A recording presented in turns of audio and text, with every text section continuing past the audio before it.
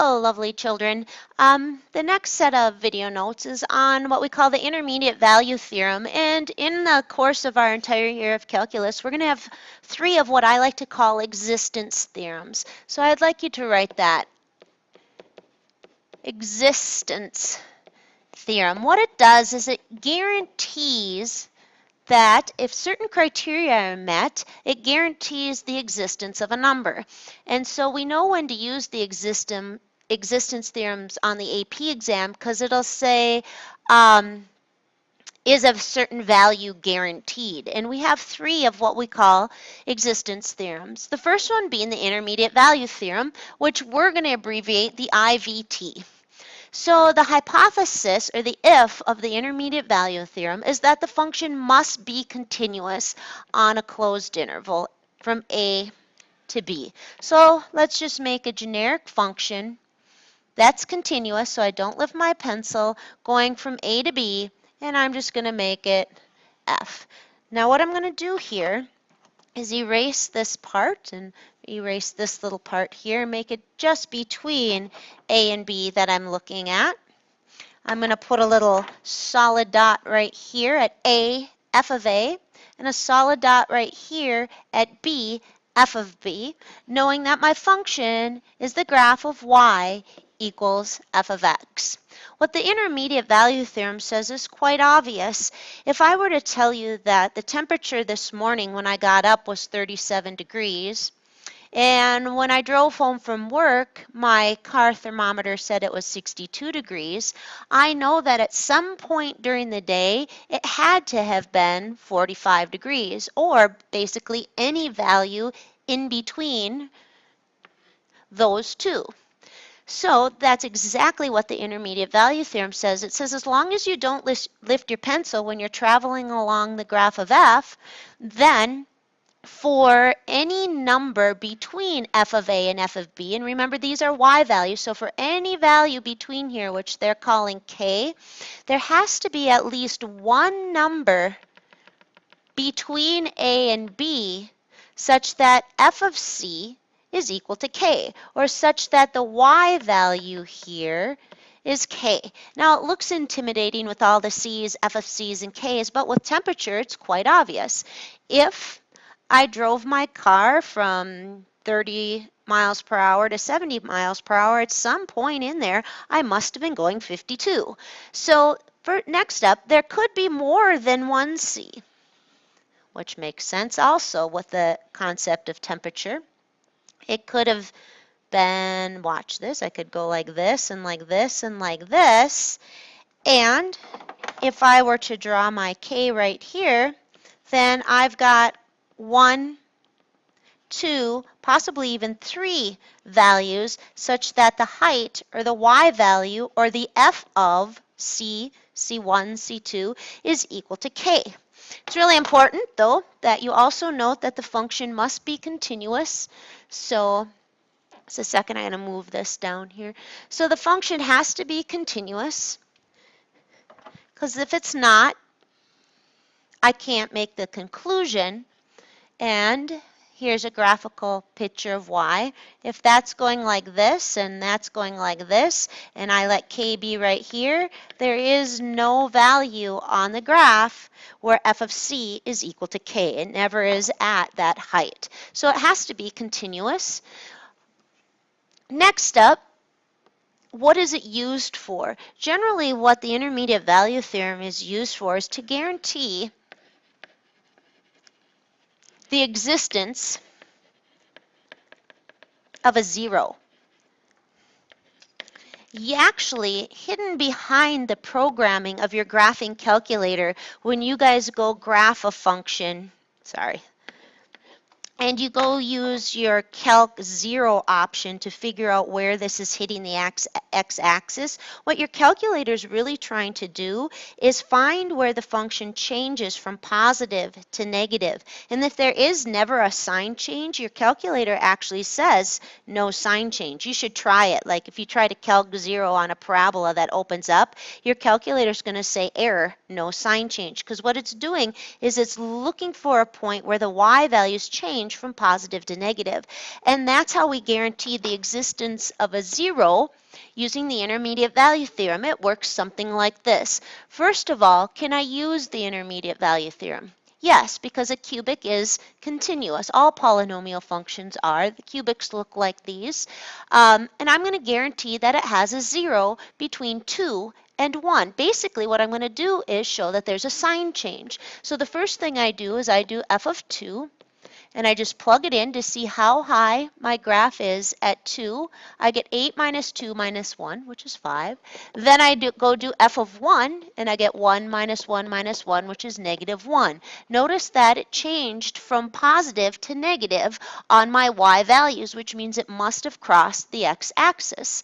So I would say, basically, if I looked at this graphically, what I have here is a cubic where at 2 I'm 5 up, and at, sorry, it's not a very good graph, but at 1 I am at negative 1. So what I'm doing is I'm guaranteeing that I must have crossed over that x-axis.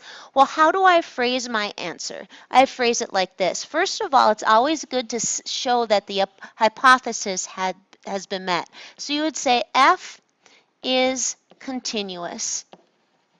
How do I know that? You could even say because all polynomial functions are. So then I can say that since f of 2 is equal to 5 and f of 1 is equal to negative 1, we have 0 being between 5 and negative 1. Thus, the intermediate value theorem guarantees a value in the interval between 1 and 2 such that f of c equals 0. That's kind of wordy, but that's kind of how the free response goes for AP. You have to state that the hypothesis is met, you have to state what theorem you're using, and you have to give the particulars of that theorem. So kind of know how to phrase this, because I do ask you one on the test, and some kids just write IVT. That's not enough. You have to say, since the function's continuous, since my value's between the two y values, and I'm going basically for the guarantee of a 0, I'm going from negative to positive, I must have some place where the y value is 0. For piecewise functions to be continuous, they have to seal at the ends of the intervals. If not, there'll be a gap in the picture. So what that means is if I have a piecewise and I have, say, a parabola, and then I have a line, if these do not seal right here, then I'm not continuous there. If they do seal, so if that line went like this, then the function is continuous. So this is a super big starred problem because this is always a multiple choice AP question, if not several of them. You're going to find the value of A that will force the function to be continuous. We'll kind of understand graphically what you've got going here. You have a cubic function that's going like this, and you have a linear function. And you want to make sure that at 1, the functions seal up and there's not a gap. Well, how do you do that? You have to make sure that the value for f, the y value, is the same. So you basically force the function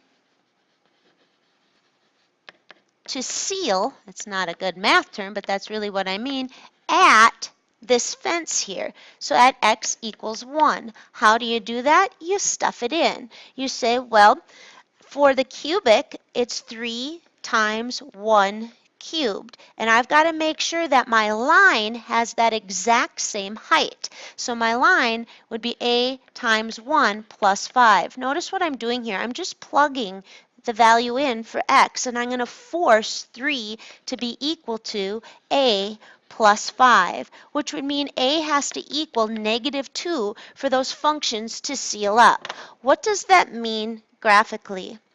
What it means is this. I now know that my necessary basically slope of the line has to be -2. So this is what the graph of that would look like.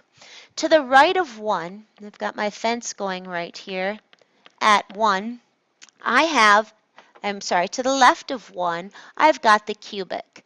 At 1, it's up at 3, and there's a solid dot. At 0, it's at 0. At -1, it's down at -3, but I know that that function's going like this over here. I was in search of what slope would make this line seal right there. And if it's going and having a y-intercept of 5, you can see that it's going to have to kind of be going like that, or it's not going to make it. And I made sure that I had a slope of -2. What that did is it forced my line and my cubic function to meet right there. Otherwise, if not, I would have had a discontinuity. So now it says, use the definition of continuity to validate that f is continuous at x equals 1. I think in your notes I have a typo right there. I think I put the a value there. So make sure you change that to 1. Well, we've got to go through when it says definition of continuity to either validate or verify.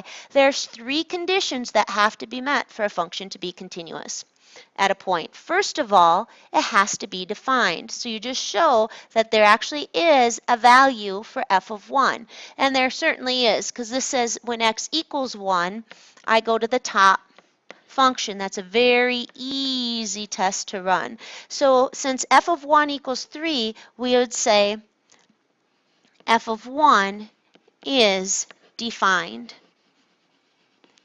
Now, had that said just less than 1, then there's an open dot there, and I have an undefined function, so even if they meet, it's not continuous. Number 2, I have to verify that the limit exists. And what that means is I have to say that when I creep in on the function from the right of 1, I get exactly the same value as when I creep in from the left of 1. And this is what I just made. I know this is going to work because I made sure it happened, but just to show you how you actually formally go through this process. So what I've got here is when I approach from the right, I've got 3 times 1 cubed, which is 3. When I approach from the left, I've got -2, because I just figured that was my missing a from up here, times 1, plus 5. So I know my limit exists, and my limit is 3. Now, the third part for my definition of continuity is to state that not only is it closed, but I'm also have my limit there. How do I say that mathematically? I say the limit as x approaches 1 from both directions, which is implied without the plus or minus, of my function actually equals f of 1, and they do. The limit is 3, and the value there is 3. This is required when it says using the definition of continuity. So I believe that's all I wanted to cover. Yep, that's it for tonight, so you have a great day. Peace out, Girl Scout.